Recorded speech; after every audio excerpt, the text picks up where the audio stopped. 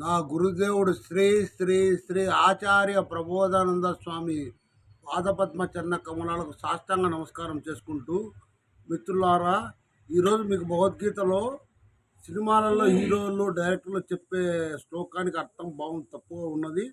దేవుడు చెప్పిన భావాన్ని కరెక్ట్గా మీకు చెప్తాను, వినండి.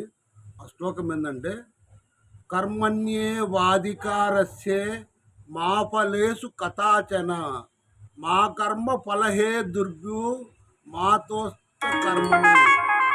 అంటే మన వాళ్ళు ఏం చెప్తారంటే, సినిమా డైరెక్టర్లు, సినిమాల నటులు, ఇలా కర్మలు చేయటందే నీకు అధికారం కలదు, కర్మ ఫలితాన్ని నువ్వు ఆశించద్దు, నువ్వు కర్మలు చేస్తూనే ఉండు, ఫలితం దేవుడు ఇస్తాడని వీళ్ళు చెప్తారు.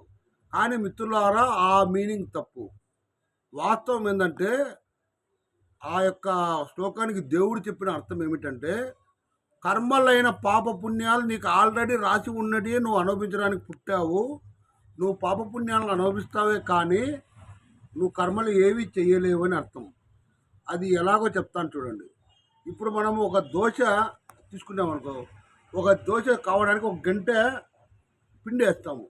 ఆ గంట పిండి ఒక జన్మ అనుకోండి. మళ్ళీ రెండవ గంట పిండి వేస్తాము, అది రెండవ జన్మ అనుకోండి. మళ్ళీ మూడవ గంట పిండి వేస్తాం, అది మూడవ జన్మ అనుకోండి.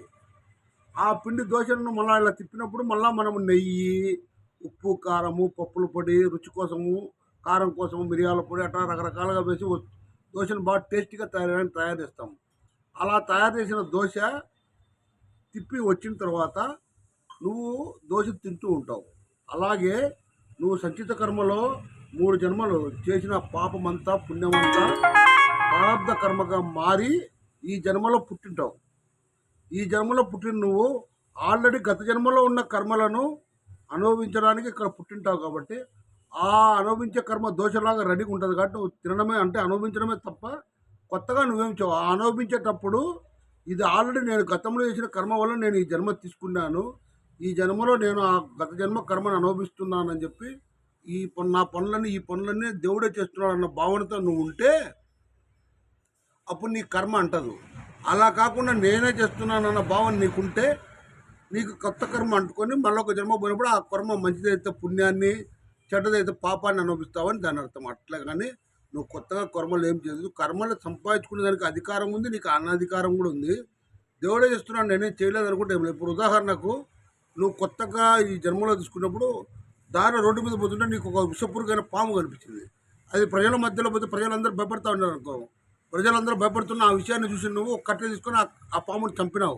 అది నీ కర్మలో వచ్చింది. అది ఆ పాముని చంపిన తర్వాత ఇంకా నువ్వు వాళ్ళందరి దగ్గర గొప్పలు చెప్పుకోవడానికి, ఎవరో ఆ పాముని చంపిందంటే ఆ విషపురుగు పాముని నేనే చంపినాను ఎత్తులు చెప్పుకుంటా ఉన్నావు అనుకో.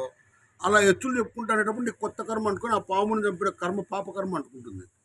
అలా కాకుండా ఈ కర్మ నేనేం చేయలేదు, ఆ దేవుడు నా వల్ల చేయించాడని దేవుని మీద భారం అనుకో, అది కర్మయోగమై నీ కర్మ అంటుకోకుండా ఉండే పద్ధతి కూడా ఉందని ఆ శ్లోకంలోని అర్థం. అలాగా రెడీగా ఉన్నటువంటి కర్మను నువ్వు అనుభవిస్తావే తప్ప కొత్త కర్మను తీసుకో. అలాగే నువ్వు గమనించి చూసుకో. ఈ జన్మలో నువ్వు చదువుకున్న విద్యార్థి 10th పాస్ అయితేనే బైపీసీ చేసి డాక్టర్ కావాలనుకుంటారు. అతను డాక్టర్ కావటం లేదు. అతను ఇంటర్మీడియట్ బైపీసీ అయిపోయిన తర్వాత మెడిసిన్ సీట్ రాక డిగ్రీ చదివి ఒక ఎంఆర్ఓను అడ్డు అవుతున్నాడు. అలాగే మనము మన మేనత్త కూతురును, అక్క కూతురును పెళ్లి చేసుకోవాలనుకుంటే మన కర్మలో ఆల్రెడీ రాసినటువంటి అమ్మాయే మనకు భార్యగా వస్తుంది. కానీ నువ్వు అనుకున్న ఏది జరగటం లేదు. కాబట్టి నువ్వు చేస్తున్న పని వస్తున్న కర్మలో పనిని నువ్వు చేస్తున్న భావన లేకుండా నీ శరీరాన్ని నడిపిస్తున్న ఆత్మదేవుడైన దేవుడు చేస్తున్నాడు అన్న భావన ఉంటే నీకు కొత్త కర్మలు అంటుకోకుండా అగామి కర్మ తొలగిపోయి లేదు నేనే చేస్తున్నాను అన్న భావనతో నువ్వు ఉంటే కొత్త కర్మలు అంటుకొని అవి మంచి అయితే పుణ్యానికి, చెడు అయితే పాపానికి దారి తీసి నువ్వు వచ్చే జన్మలో ఆ పాపం పుణ్యం అనిపించడానికి మళ్ళీ పుడతావని ఈ విషయం తెలియజేస్తున్నాను మిత్రం.